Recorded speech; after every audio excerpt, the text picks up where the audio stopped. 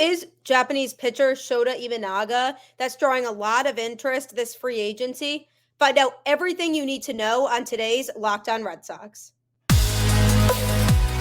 You are Locked On Red Sox, your daily Boston Red Sox podcast.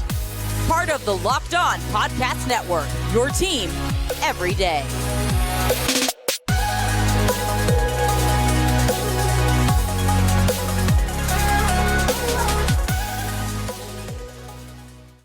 Hello and welcome to Locked On Red Sox, your daily Boston Red Sox podcast, part of the Locked On Podcast Network, your team every day. I'm your host, Gabby, former ESPN social media associate and current host of the Boston Balling podcast, and I am here to bring you the latest in all things Boston Red Sox straight to your favorite podcast feed. And you want to know the best part? It's free. So if it's free, you have nothing to lose. Might as well check it out. It can be caught on any podcast platform, part of the Locked On Podcast Network, your team every day. Today's episode is brought to you by FanDuel. Make every moment more. Right now, new customers get $150 in bonus bets with any winning $5 moneyline bet.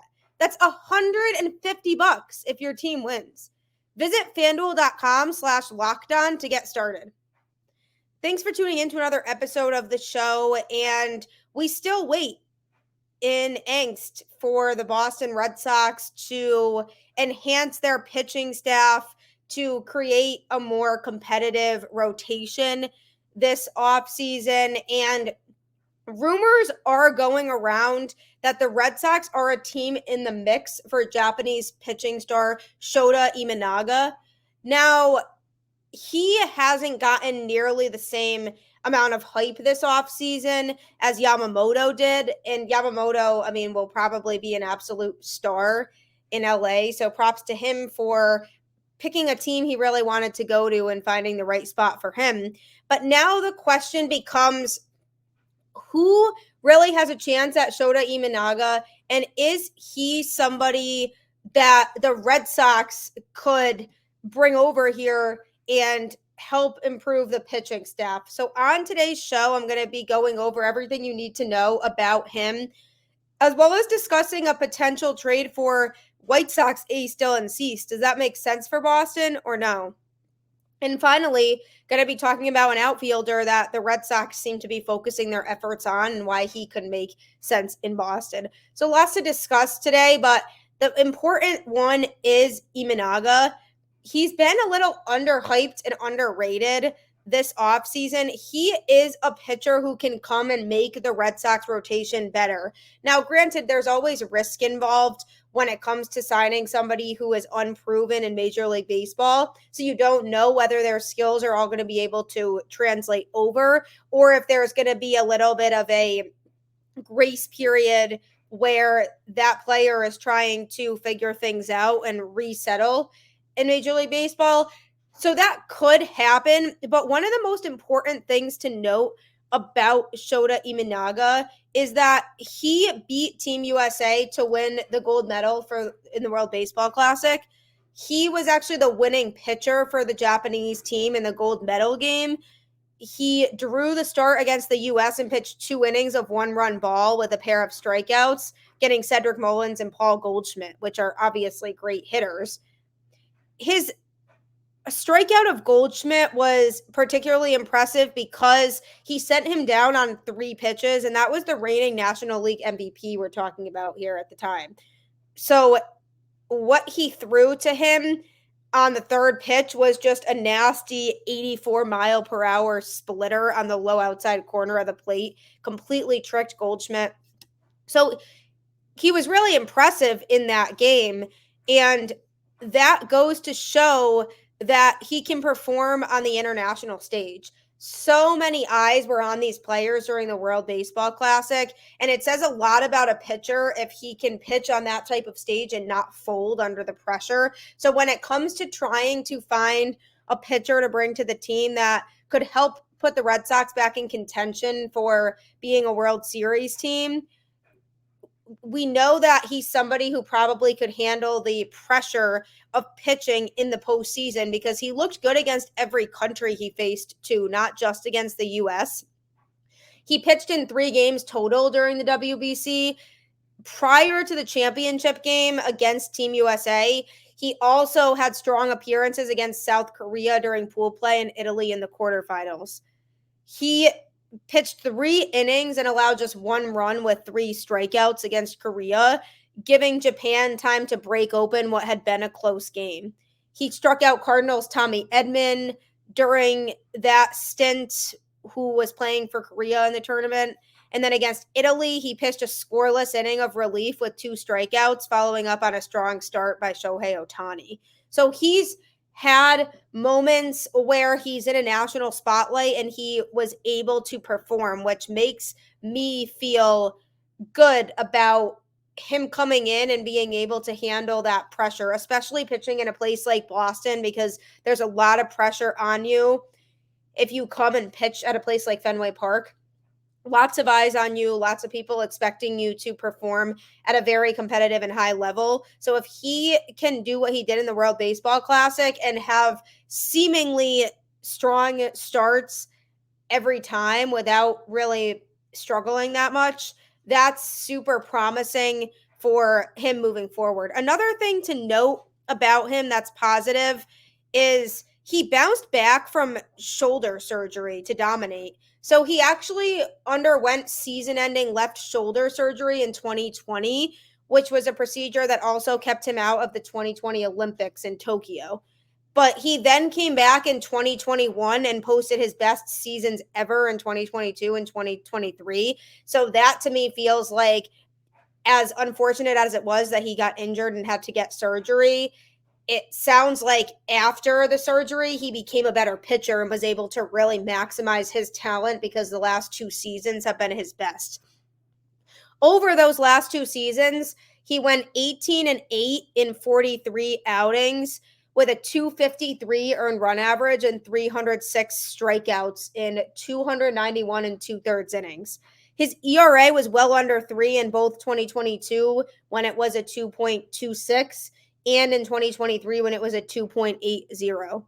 And he averaged 10.6 strikeouts per 9 innings, which was his career best for a full season, as was his really strong 7.25 strikeout to walk ratio. He only issued 24 walks to go with 174 Ks. That's huge. The Red Sox in 2023 had some pitchers who had problems with walking guys. They would give up a lot of walks, and then it resulted in them not being able to pitch a lot of innings. And then, as I've talked about before, it led to the bullpen being overworked and having to pitch too many outings in a row, or having to come in to a game earlier than the bullpen should be used because the starter wore out his arm by walking guys. So it seems like Imanaga's control is very good, to the point where he fools hitters way more often than not and doesn't really surrender a lot of walks. That's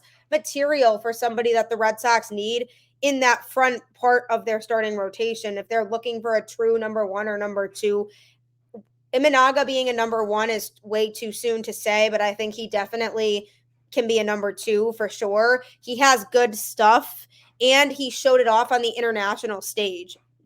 Basically, his pitching repertoire includes a mid-90s fastball from the left side and 2 good secondary pitches in a slider and a splitter. He also here and there does mix in a curveball too.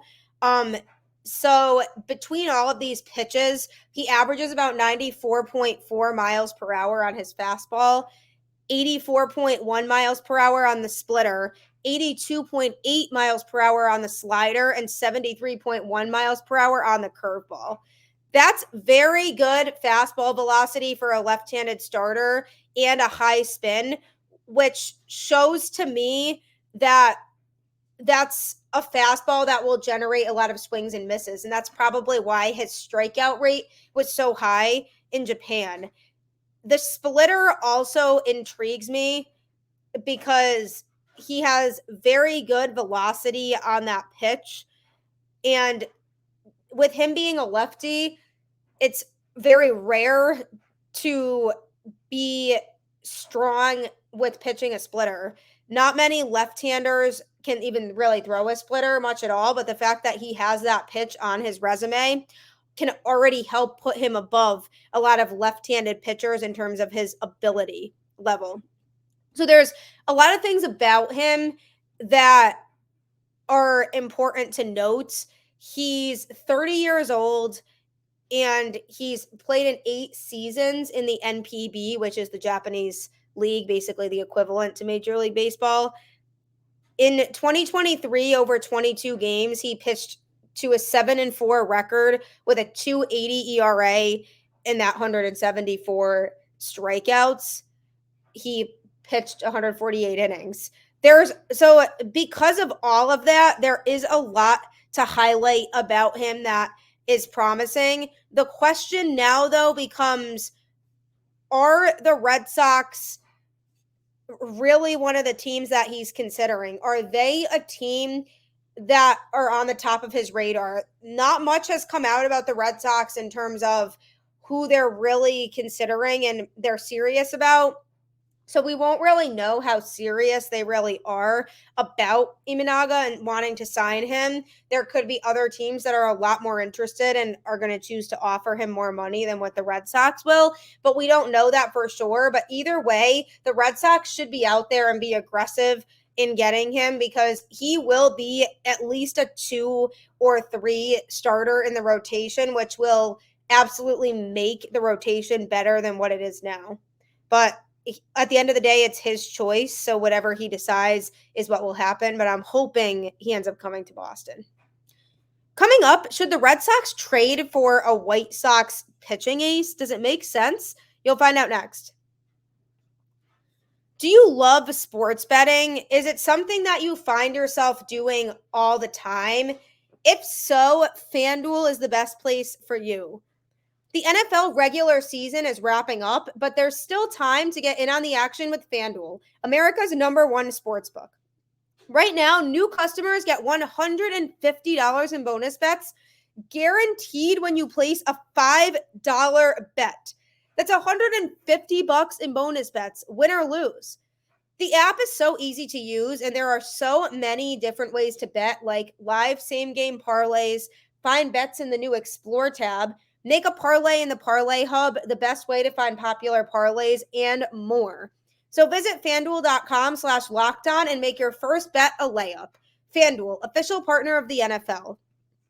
FanDuel is so much fun because it gives you so many different options to win. It's a very forgiving sports betting app, so definitely download FanDuel today. Also, while you're downloading FanDuel, you should download the SiriusXM app because that'll actually give you the home broadcast of every Red Sox game straight to your phone, so you don't have to worry about missing anything. And if you're anything like me, not being able to miss a pitch is a fantastic thing. So download the SiriusXM app today and search Red Sox, and it'll generate that broadcast for you, so you don't have to worry about missing a single pitch. It's really nice. You definitely won't want to miss a single pitch in 2024 if the Red Sox truly do acquire that ace to fill in that top spot in the rotation. One player who is being made available in a potential trade scenario is White Sox ace Dylan Cease. He is somebody who had a 2023 season that wasn't really up to par with what his standards are, but he is still one of the best pitchers in the league. He finished second in American League Cy Young voting in 2022, and he posted a 3.54 ERA while averaging 11.4 strikeouts per 9 innings in 97 starts over the last 3 seasons. Another positive thing about Cease is he's only 28 years old, and he's under club control for 2 more years. So basically that means that if the Red Sox were to trade for him, they would know they have him for another 2 seasons, which is promising. So he is a pitcher who's going to be highly desirable. I'm sure a lot of teams will be calling about him if the White Sox are indeed serious about trading him. And he would immediately become the Red Sox best starter for 2024. There's no question about that. He is 100% an ace and somebody that the Red Sox could really use in their pitching staff. The question, though, is it worth the trade, and is it something the Red Sox can afford to do? Because the asking price right now for Chicago is very high. Someone is going to end up probably acquiring him, but he's not on a different team right now because the White Sox asking price is very high and nobody has met that yet. So if the Red Sox are serious about a trade for him, they're going to have to be prepared to give away what the White Sox view as Cease's value. And when you're giving up your ace, that's a lot of value that you are crediting this person with. So if you picture maybe 3 of the 5 Red Sox top prospects, that's who we're looking at here as a likely trade scenario. We're looking at guys like Marcelo Meyer, Roman Anthony, Kyle Teal, Cedar Rafaela even. If you throw in guys like that, those are the types of players that the White Sox are going to be looking for. And so the question here becomes, is that worth it for the Red Sox or not? Because what the Red Sox have been working towards the last few years is trying to get that sustainability in the farm system so that they can develop a solid young core of players that they can eventually call up to help be part of a championship team. And Chaim Bloom, when he was in his tenure with the Red Sox, did a great job of acquiring talent from other farm systems at the minor league level to really grow other areas within the Red Sox organization. So when the Red Sox look at their current situation now, they have to decide, are they in a position right now where they can go and trade for somebody like Dylan Cease and give up those top prospects like some of those guys I just mentioned? Or are they better off not trading for Cease and continuing to build around those young players? And then when those guys get called up, then they maybe try to acquire an ace caliber starter to go around them. Eventually, it's truly disappointing that free agency hasn't really gone the way Red Sox fans want it to go, because John Henry and crew seem to not want to open the wallets and not commit to a lot of big contracts this offseason. I mean, they committed to Lucas Giolito for a couple of years for a relatively hefty contract, but they don't seem to want to go all out besides more than that. And they have said in the past that they're going to look to the trade market to try to improve the roster more so than really in free agency. And I wonder if, because of them saying that, that means Cease is somebody who's on their radar. There's pros and cons to both scenarios, but if the Red Sox did decide to trade for Cease, obviously it's a great addition to that rotation and automatically makes the rotation a lot more competitive. But at the same time, you would then look at it and say, well, if the Red Sox were going to take the last few years to be okay with last place finishes in their division, and granted, it's a very competitive division, or arguably the best division in baseball, but even still, are the Red Sox going to be okay with all of that and being at the bottom because they're trying to rebuild and develop some of these young guys in the farm system, only to then trade away those top guys for a number one starter right now? That could send so many mixed messages to Red Sox Nation. It either says, one, okay, we're serious about winning now. We're in win now mode. We're going to get that ace caliber, top of the rotation guy in Dylan Cease. And people could look at it and say, well, the Red Sox just made a move that showed they're legitimately serious. So good for them. Or it can send a message that says, well, what have we been doing for the last few years then? All of this appears to have been a waste because we have these top prospects that we've been so focused on developing the last few years. And now all of a sudden the Red Sox are okay with parting ways with those top prospects. So I think there's a lot of mixed feelings surrounding whether that's the right move for the Red Sox to make or not. I'm more in the camp of it wouldn't make sense. I think the asking price right now is too high, and the Red Sox have something really good going down in the minor leagues right now. And once all of these guys come up, the Red Sox will be really competitive, and then they can start to say, all right, we just need an ace caliber pitcher to fill out this team, and then we'll be a World Series team. In that situation, I think it's a little bit different, but with where the Red Sox are at right now, it's almost like, okay, yes, getting Dylan Cease would be amazing for the Red Sox right now, but how much better does just him alone make the Red Sox as a whole? Does he make that difference? Does he alone make enough of a difference where the Red Sox can be a World Series contending team in 2024? That's the question you need to ask. And if the answer to that is no, they still would need more, then it might not make sense to do that type of trade right now and wait till they have more of the pieces in place and that core of players that they've been working so hard to develop in the minors and calling those guys up and then giving them their opportunity. And then when an ace truly is the only thing that's missing from that scenario, then maybe they say, okay, we need an ace now. If the asking price for Cease was a little bit lower, then I would say we should definitely try to at least have the conversation and consider it. But I don't blame the White Sox for having a high asking price. I mean, he's a really talented pitcher, and you're not going to just trade your ace and get what you don't feel like is equal value in return. So I don't blame them. The Red Sox thinking only they know, but I'm inclined to feel like they're at least having the conversation, but I have a feeling they would say no, knowing that they'd have to give up some of that core that they've been working so hard to revamp and develop over the last few seasons. What can they do now, though, that won't involve giving up prospects? Find out next.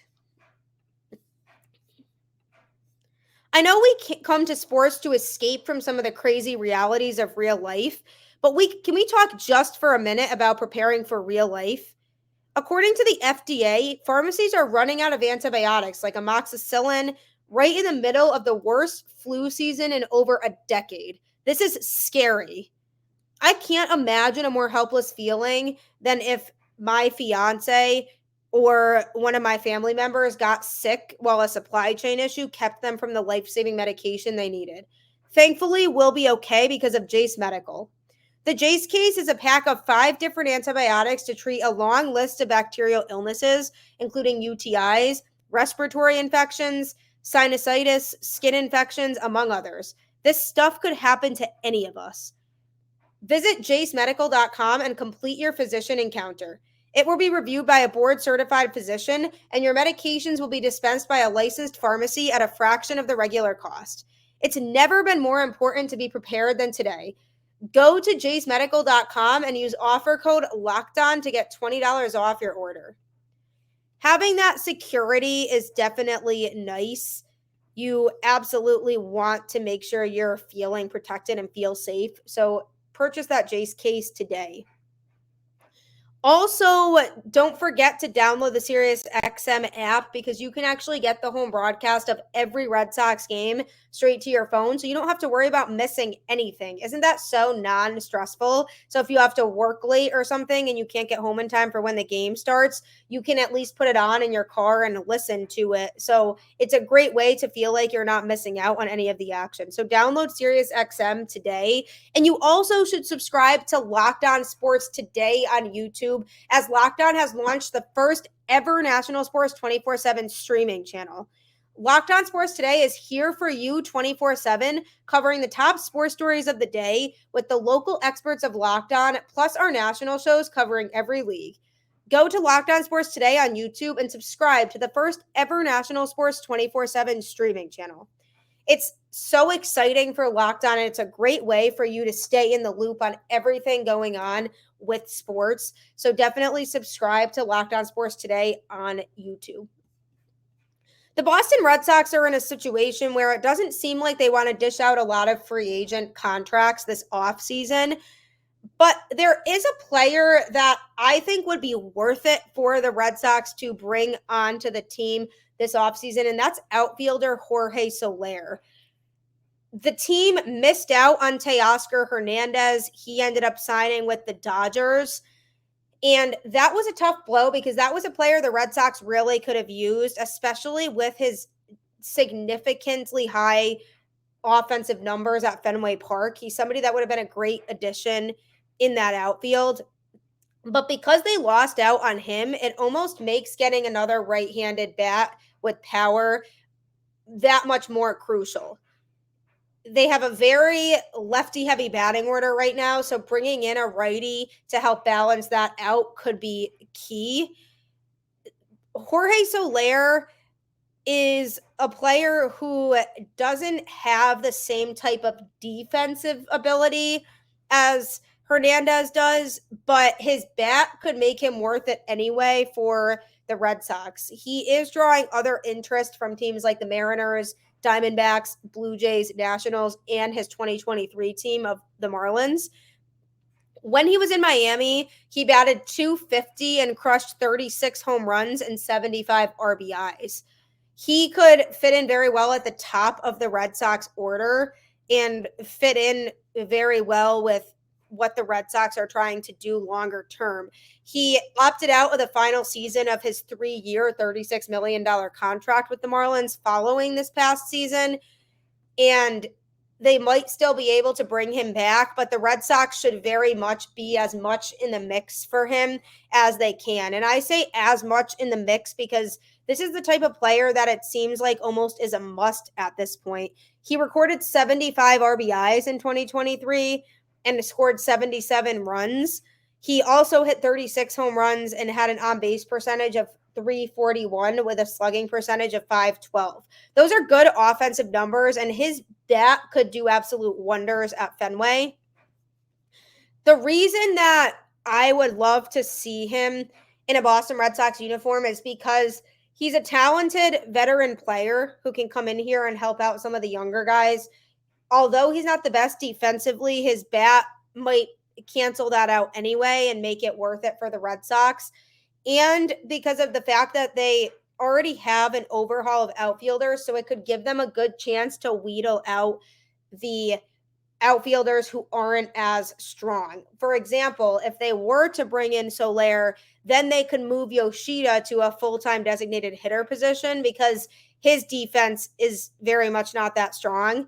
So if the Red Sox want to be able to enhance their defense, they could move Yoshida to DH because they don't really have an official full-time DH now with Justin Turner not being on the team as of right now.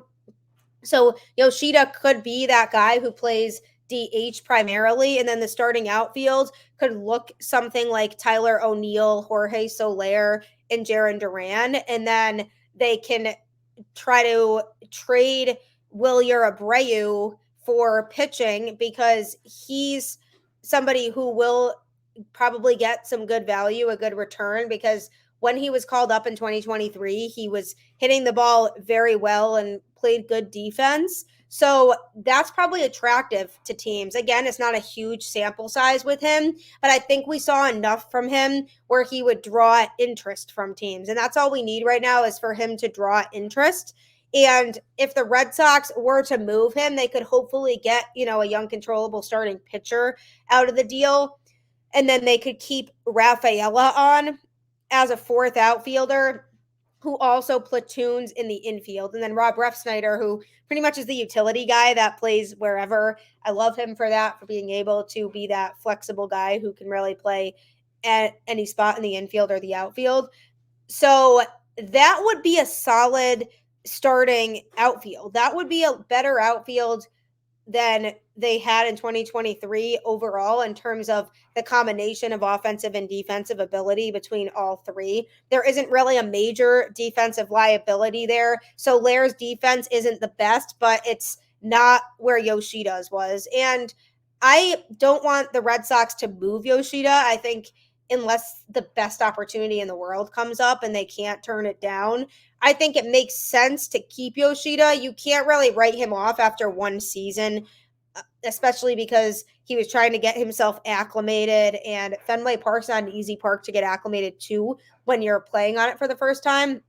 So I want to give him another shot his second year. From an offensive standpoint, he was pretty good. He produced some good offensive numbers, especially in the first half of the season. So I only expect that to continue with him. But if I'm the Red Sox, I'm looking at it and saying, we don't have to start him in the outfield because his defense isn't very good anyway. So we could replace him in the outfield with Soler, and then he can move to a full-time designated hitter role so that there's not that defensive liability that he had. And this isn't to say that Yoshida can't get better defensively or that he won't. It's just more saying, what if he isn't able to? Then the Red Sox wouldn't have to really worry about having to figure out what the problem is there or figure out, what they need to do to help him improve on his defense. And it would take a lot of pressure off of him because he'd be going out there to hit, which is something he does best and he's really strong with.